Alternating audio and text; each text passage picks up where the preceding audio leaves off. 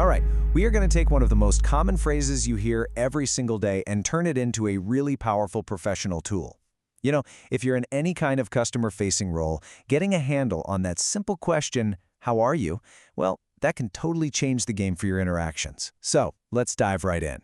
So, how are you? I mean, you probably hear it 100 times a week, right? And most of the time, you barely even think about it. But when you're in a professional setting, especially when you're talking to customers, this is not just small talk. This is everything. It's that first and sometimes only chance you get to build some trust. Your answer can either build instant confidence or it can plant this little seed of doubt that's just so hard to get rid of later on. So, how do you nail that response every single time? Well, that's what we're here for. We're going to break down a framework of 3 really specific, strategic responses. Think of them as tools in your toolkit, each one designed to help you stay in control, look totally professional, and kick off every conversation from a position of strength. Okay, first up, we have what I call the forward focus. It's a really simple but honestly powerful shift in thinking. Instead of looking back on how your day has been, you just immediately point the conversation toward action, toward getting a great result for the customer. So, what does that sound like? Something like, I'm doing well, ready to sort this out for you. See? It's short, it's positive, and it just screams competence. What the customer hears, without you even saying it, is, okay, I got the right person, my problem's about to get solved. And here's why that works so well. It immediately makes you sound confident, super reassuring. It just slices right through any of that initial awkwardness and frames the whole conversation in this positive, we're going to get this done light, right from the get-go. Okay, our second strategy is all about redirecting to the task. This is your go-to move for keeping those professional boundaries. It's perfect for those times when a personal question feels a little off, or you just really need to keep the focus on business, but you don't want to sound rude or dismissive. A really great example of this is saying something like, "It's been a busy shift. How can I help you today?" Now pay attention to what's happening there. You're acknowledging their question, but you're not really answering it, are you? And then you just immediately and politely pivot the whole thing right back to what they need. And the real power of this strategy, it's just so efficient. You keep that friendly, professional vibe going, but you don't have to share any personal details you don't want to. It's really all about protecting your own space while making it super clear that your focus is 100% on helping them.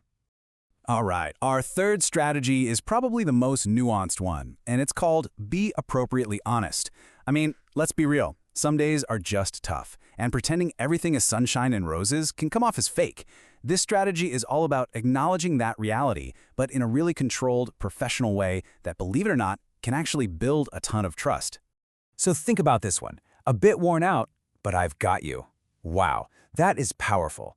The first part, a bit worn out, that's so human, so relatable. But that pivot, but I've got you, that's a direct promise. That's commitment. And that right there is how you build some real, genuine trust. You know, the key here is all about balance. This approach builds that human connection for sure. But, and this is important, it is not an invitation for a complaint session. It's just a quick, honest statement, and you immediately follow it up with reassurance. That's what keeps the whole thing professional and on track. Okay, so there you have it, our 3 strategies. Now, the big question is, how do we actually make these a consistent habit? How do we take this from theory to practice? Let's break down a super simple plan you can start using, like today. Here's a simple 4-step action plan. Step 1, just pick 2 responses that feel natural for you. Don't try to master all of them at once. Step 2, rehearse them. Grab a colleague and do some role-playing. Step 3, ask for feedback, specifically on your tone. And finally, step 4, focus on making just one tiny improvement each shift. That's it. And remember, mastery isn't about having one single perfect interaction. Not at all. It's all about those small, consistent improvements you make every single day. When you think of it that way, it kind of takes the pressure off, right? It just turns your professional growth into a totally manageable habit. So you might be thinking, why are we focusing so much on just a few words? Well, it's because this little bit of small talk can have a huge impact on your career. This one tiny micro interaction, it leads directly to a major professional payoff. I mean, there's a straight line from your actions to the results you get. When you use concise, calm replies, you get smoother, more efficient calls. When you manage your opening tone, you get better control over the customer's emotions right from the start. And trust me, that kind of consistent practice, that's something supervisors always notice. So the ultimate benefits here are huge. You're going to see a boost in customer satisfaction, for sure.